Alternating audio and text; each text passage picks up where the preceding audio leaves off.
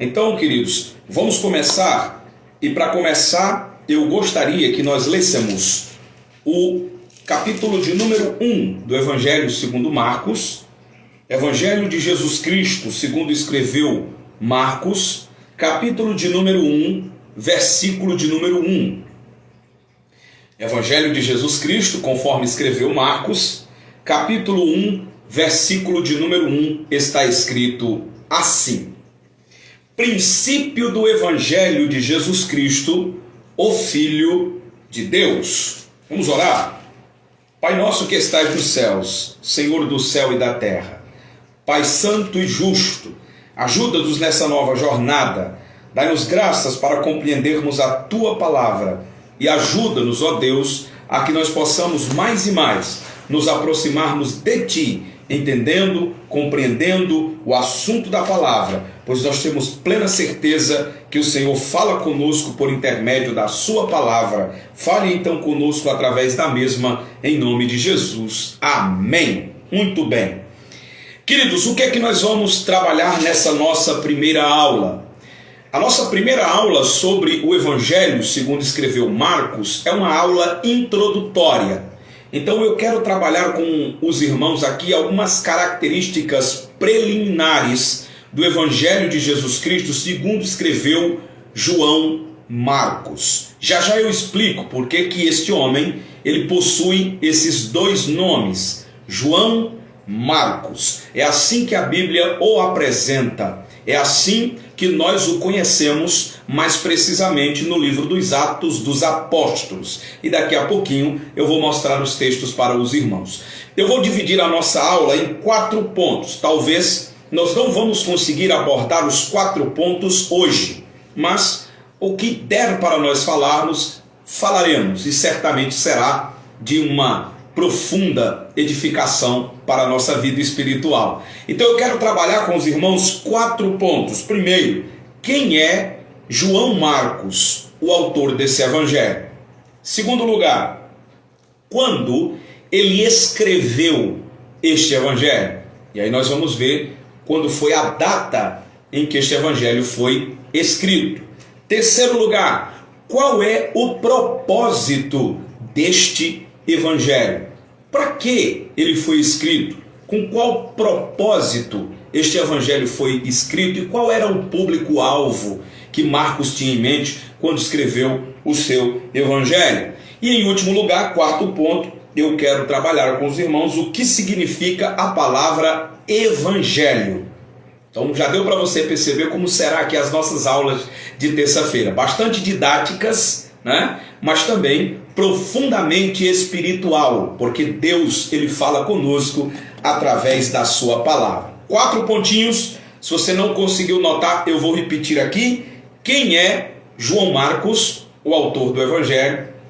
Quando ele escreveu o evangelho, a data em que foi escrito, qual é o propósito deste evangelho e o que significa a palavra evangelho. Então vamos começar, queridos. A primeira coisa que nós precisamos ter em mente quando nos aproximamos aqui do evangelho segundo Marcos é destacar quem é o autor deste evangelho. E o nome deste evangelho, Marcos, ele vem de uma pessoa que era muito próxima do apóstolo Pedro, bem como um personagem que é recorrente no livro de Atos dos Apóstolos. Por exemplo, é no livro de Atos dos Apóstolos que nós descobrimos que o autor do Evangelho, segundo Marcos, ele possui 2 nomes. Ele era chamado de João Marcos. Vamos ver esta informação, queridos irmãos, em Atos capítulo 12, versículo de número 12. Vejam comigo, Atos capítulo 12, versículo de número 12. Essa nossa primeira aula, ela vai trazer características introdutórias, preliminares. É bom os irmãos notarem para lembrar dessas informações no decorrer da exposição do livro. Atos capítulo 12, versículo de número 12 diz assim: considerando ele a sua situação, resolveu ir à casa de Maria, mãe de João, cognominado Marcos, onde muitas pessoas estavam congregadas e oravam. Prestem bem atenção que aqui nós já temos uma informação sobre o autor do Evangelho, segundo Marcos, que é de muita valia.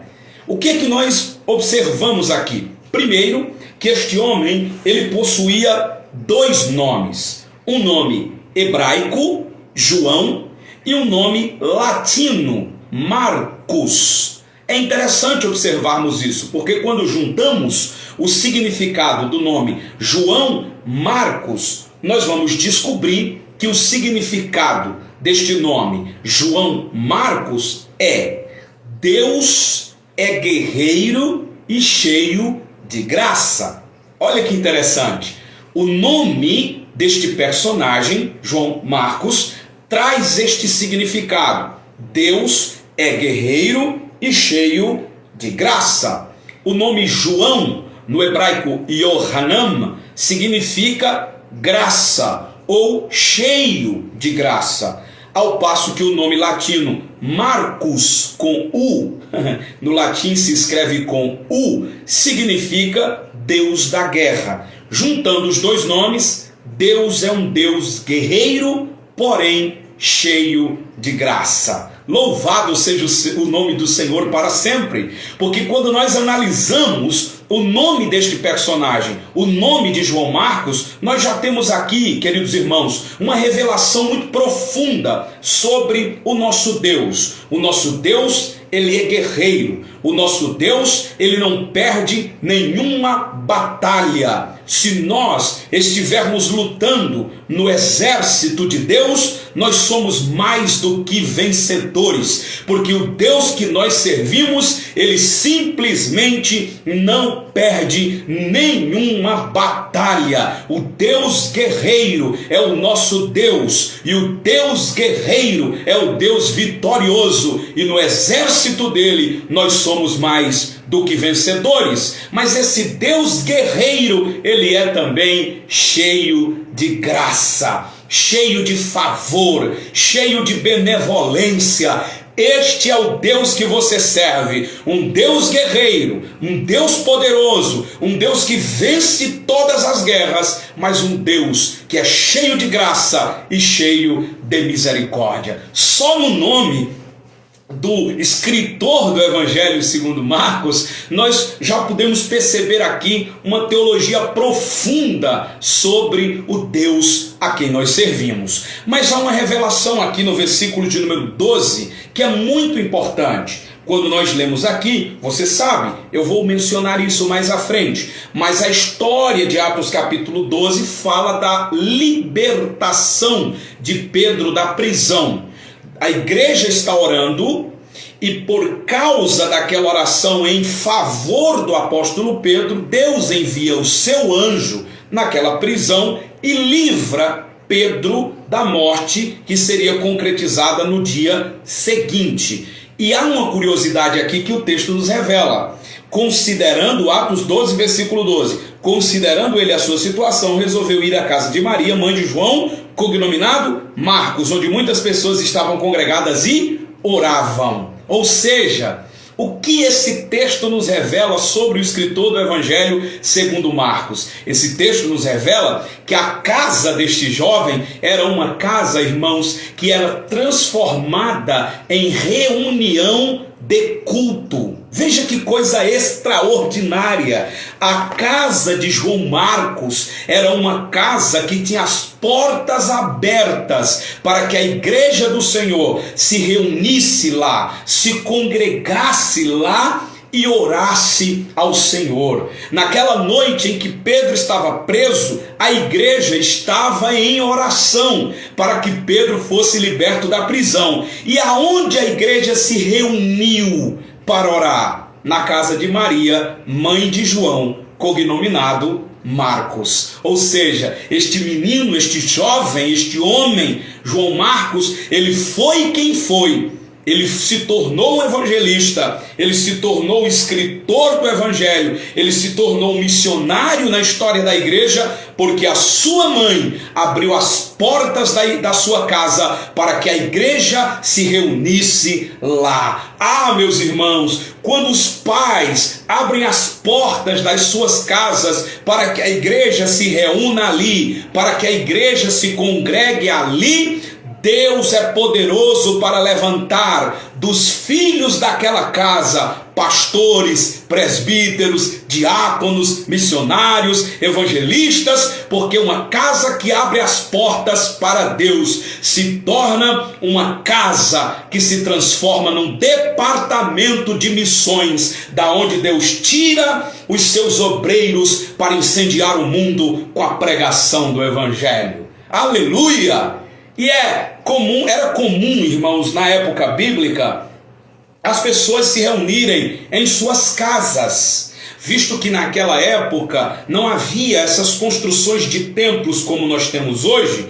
Os cristãos, eles se reuniam dentro das suas casas, e quem tinha uma casa grande, como é o caso aqui da casa da mãe de João Marcos, facilitava em muito para que os irmãos pudessem ir para essa casa e congregar ali naquela casa e fazer reuniões de oração. O que nós estamos fazendo hoje aqui é maravilhoso. Mesmo à distância, você está abrindo a porta da sua casa para que nós, como igreja, nos reunamos, ainda que à distância, mas nos reunamos para ministrar a palavra de Deus, ouvir a palavra de Deus e sermos edificados por esta poderosa palavra. E bem-aventurado é aqueles que abrem a porta das suas casas para que a palavra de Deus entre. Mas era um costume da igreja primitiva se reunir também nas casas dos irmãos. Vejam isso, por exemplo, esse costume é relatado em Atos, capítulo de número 2. Abra a Bíblia. Atos, capítulo de número 2. Havia o costume de se reunir na casa dos irmãos também e orarem, buscarem a presença de Deus. Vejam Atos dos Apóstolos, capítulo de número 2. Nós vamos ver o que está escrito, queridos irmãos, no versículo de número 42 a seguir. Veja o que diz a palavra. E perseveravam na doutrina dos apóstolos, e na comunhão, e no partir do pão, e nas orações. Em cada alma havia temor, e muitos prodígios e sinais se faziam por intermédio dos apóstolos. Quando você lê o 46, diz: diariamente perseveravam unânimes no templo, aqui era uma referência ao templo de Herodes, no templo partiam o pão de casa em casa, tomavam suas refeições com alegria e singeleza de coração. Perceba, eles se reuniam também de casa em casa. Quando nós lemos Atos dos Apóstolos, veja aí, eu estou mostrando aos irmãos que havia um costume na igreja primitiva dos irmãos se reunirem também nas suas casas e transformarem as suas casas numa espécie de igreja, para glorificar a Deus e aprender a sua palavra. Veja, Atos dos Apóstolos, capítulo de número 20, versículo de número 20. Era um costume da igreja se reunir em casas. Veja: jamais deixando de vos anunciar coisa alguma proveitosa, e de vô-la ensinar publicamente, e também de casa em casa. E quando nós abrimos a Bíblia em Romanos, capítulo de número 16, nós vamos observar que Paulo, ele saúda a uma igreja que funcionava, se reunia dentro da casa de Priscila e Áquila. Veja Romanos 16, versículo 3 e 4. Saudai Priscila e Áquila, meus cooperadores em Cristo Jesus, os quais, pela minha vida, arriscaram a sua própria cabeça, e isto lhes agradeço, não somente eu, mas também todas as igrejas dos gentios. Saudai igualmente a igreja que se reúne na casa deles. Então era o costume da igreja primitiva se reunir na casa dos irmãos. As casas dos irmãos, elas eram transformadas em casas de oração, de leitura da palavra, onde a igreja se reunia, e a casa do escritor do Evangelho segundo Marcos, ou seja, a casa de Maria, mãe de João, cognominado Marcos, era uma casa dessas, onde os irmãos se reuniam em oração. Veja que coisa maravilhosa nós aprendemos aqui na palavra de Deus. Quando nós analisamos mais sobre a vida do escritor do Evangelho segundo Marcos, queridos irmãos, nós vamos ser informados que João Marcos, ele era primo ou sobrinho de Barnabé. Veja o que está escrito em Colossenses, capítulo 4, versículo 10. Colossenses, capítulo 4, versículo 10. Eu sei que nesta nossa introdução, nós temos aqui muitas informações preliminares e talvez os irmãos não estejam conseguindo notar tudo, mas é assim mesmo, né? A gente vai caminhando, depois vai repetindo e vai aprendendo, vai absorvendo aquilo que o Espírito Santo quer que nós absorvamos. Vejam aí, Colossenses capítulo 4, versículo 10. Saúda-vos Aristarco, prisioneiro comigo, e Marcos, primo de Barnabé, sobre quem recebestes instruções, se ele for ter convosco, acolhei-o. Olha, ele era primo ou sobrinho de Barnabé. Por que eu estou dizendo primo ou sobrinho? Você vai ver em algumas Bíblias, por exemplo, essa que eu acabei de ler para vocês, Almeida Revista Atualizada, ela traz que ele era primo de Barnabé. Mas se você pegar uma Bíblia mais antiga, mais literal, ela vai trazer que ele era sobrinho de Barnabé. Há algum problema, irmão Marcos? Não. A palavra grega aí para primo é a palavra anepsios. E anepsios pode significar tanto primo quanto sobrinho, como também um parente próximo. E aí os tradutores, uns traduziram como primo, outros traduziram como sobrinho e outros chegaram a traduzir como parente próximo, mas não há nenhum tipo de problema. O fato é que havia um parentesco entre João Marcos, o escritor do Evangelho segundo Marcos, e Barnabé. Havia um parentesco. Ou ele era primo, ou ele era sobrinho, ou ele era um parente próximo, porque esta palavra, anepsios em grego, pode trazer aí este significado. Mas vamos pensar, como traduziu a atualizada, que ele era primo de Barnabé. Quem era Barnabé?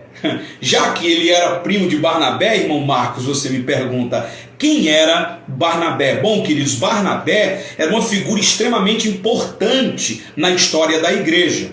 Barnabé foi o homem que investiu no ministério do apóstolo Paulo.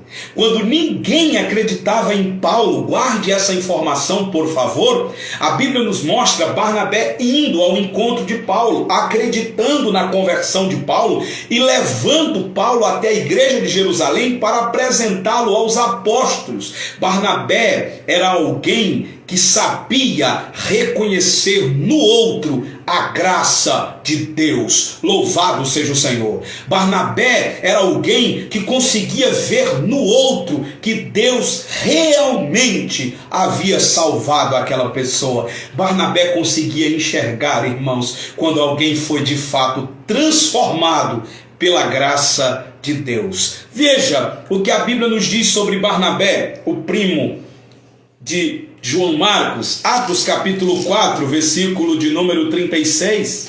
Olha o que a Bíblia fala deste homem de Deus chamado Barnabé. Atos capítulo 4, versículo de número 36.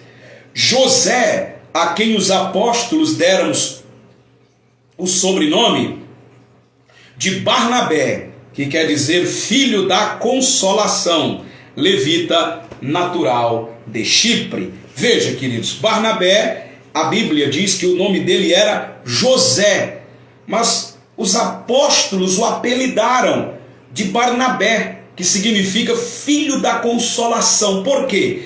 Porque Barnabé, ele tinha o dom, ele tinha a habilidade de consolar as pessoas que estavam desanimadas. Barnabé, ele tinha, queridos, uma graça tão maravilhosa de Deus que ele conseguia se aproximar de alguém ferido, desanimado, cabisbaixo, e ele tinha a capacidade de consolar aquela pessoa. Ele agia de forma graciosa para com a vida daqueles desanimados. A palavra consolar em grego é parakleto, a mesma palavra que é usada para o Espírito Santo, consolador. Significa que pelo poder do Espírito Santo, Barnabé, ele consolava as pessoas. E mais à frente, irmãos, Barnabé vai ser uma figura importante na vida de João Marcos, o seu primo, porque ele vai agir como este consolador e vai consolar este jovem no momento de desânimo que ele enfrentou, que nós ainda vamos falar deste incidente na vida de João Marcos. Mas nós podemos perceber aqui que ele, João Marcos, ele era primo deste homem, deste filho da consolação, deste importante personagem na história bíblica. Ele era primo de Barnabé.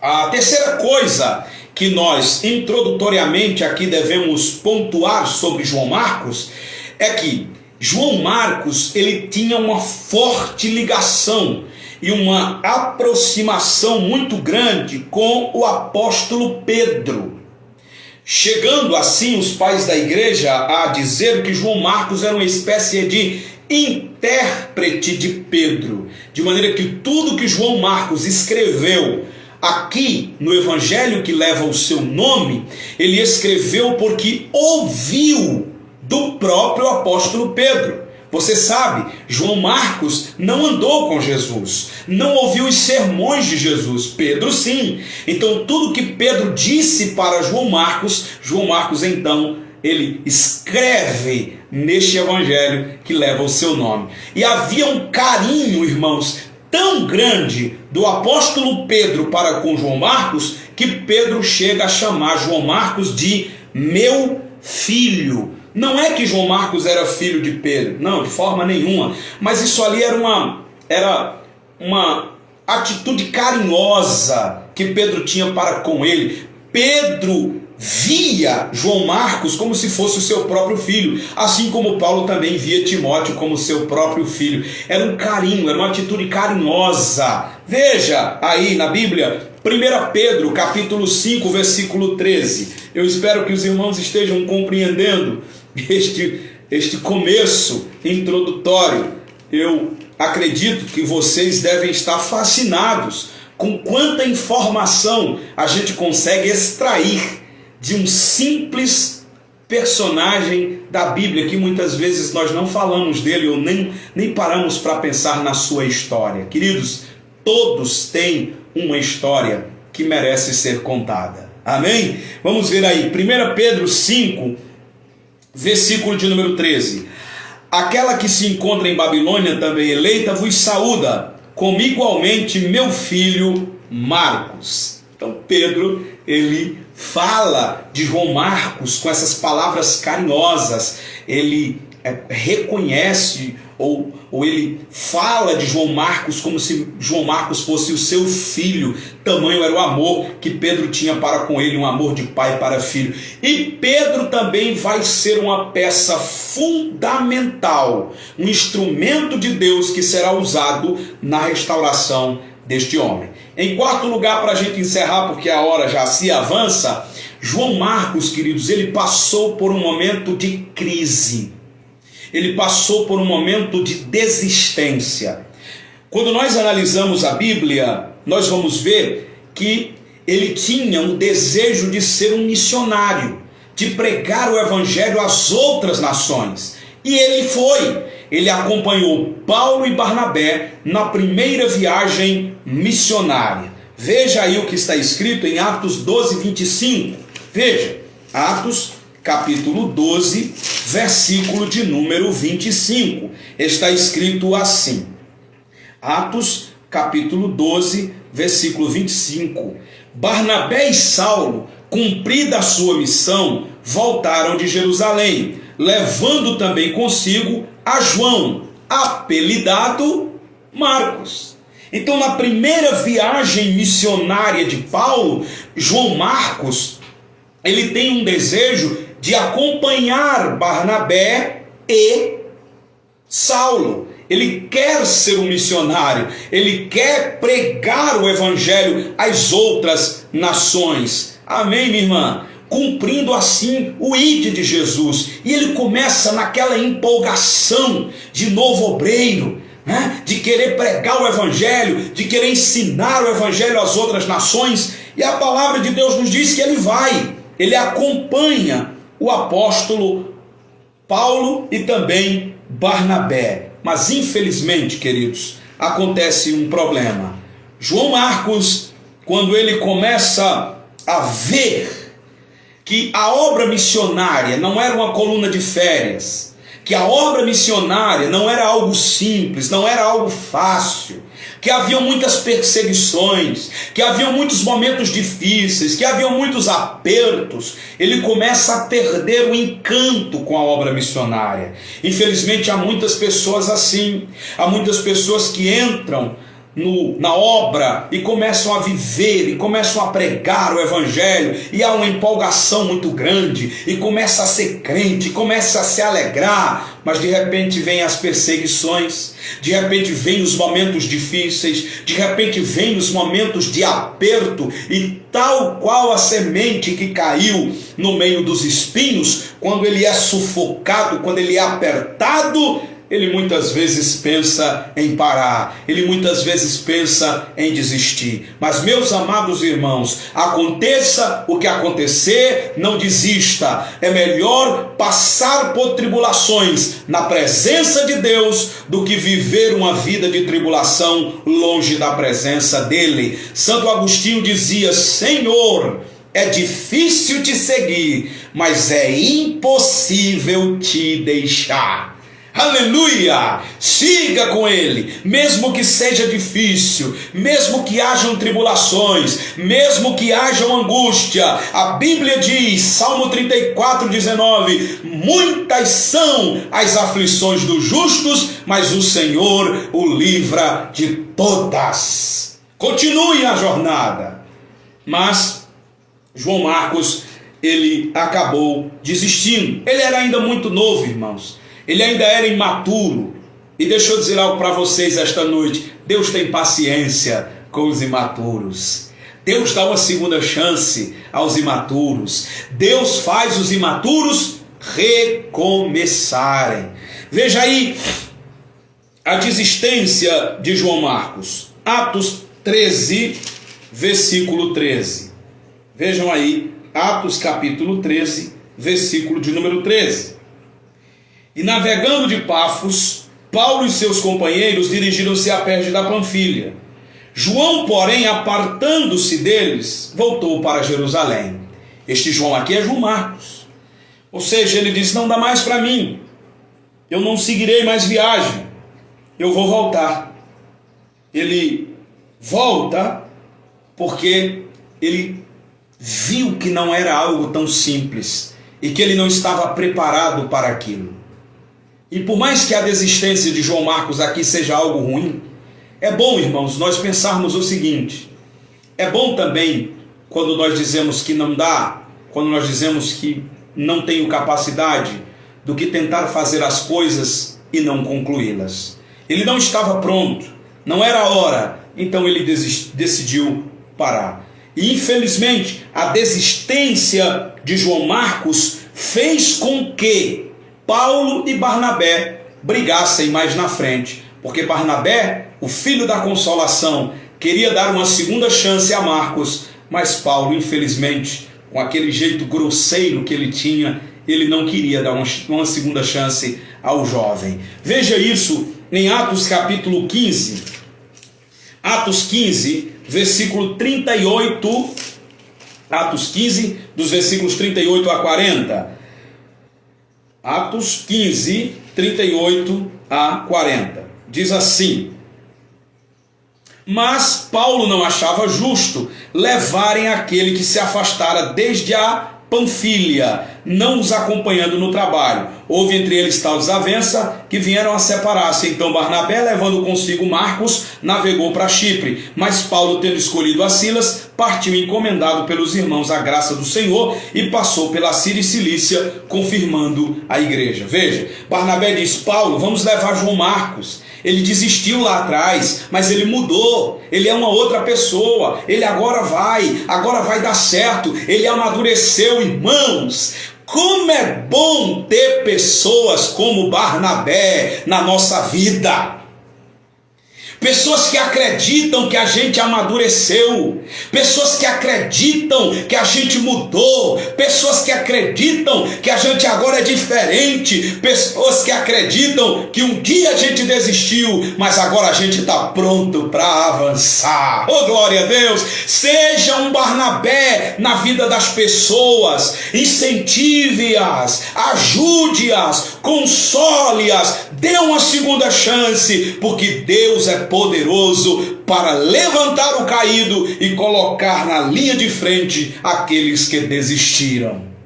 Mas infelizmente Paulo aqui nesse momento, ele não acredita na mudança de João Marcos. Eu não quero levar ele, não quero saber, é imaturo, não dá. E aí Barnabé discute com Paulo e diz: será que você não quer dar uma segunda chance a ele? E lembra, irmão, Barnabé fez isso com Paulo, mas Paulo esqueceu. E aqui eu quero que os irmãos entendam uma coisa. Abre um parêntese aí. Às vezes, homens de Deus como Paulo, pastores sinceros, fiéis, às vezes eles podem falhar, e podem falhar muito. Eles podem desperdiçar talentos. Eles podem abandonar pessoas que poderiam ser bênçãos no ministério deles, assim como Paulo. Mas graças a Deus que lá na frente Paulo reconhece a besteira que fez e diz que Marcos é útil no ministério. Vamos já ver isso para a gente terminar. Mas Barnabé, ele investe no seu primo, ele investe na vida de João Marcos, e ele trabalha para que ele seja agora um homem de Deus amadurecido. E ele é, tanto que ele se torna um evangelista, um intérprete do apóstolo Pedro e o escritor do evangelho que leva o seu nome. Mas graças a Deus que depois de um tempo o apóstolo Paulo também reconheceu que João Marcos havia amadurecido. Nós lemos aqui em Colossenses 4:10, Paulo diz: recebam João Marcos, recebam com uma boa acolhida. Paulo diz: porque ele é útil, ele agora é o meu cooperador. Em Filemão, versículo 24, Paulo diz que João Marcos é o seu cooperador.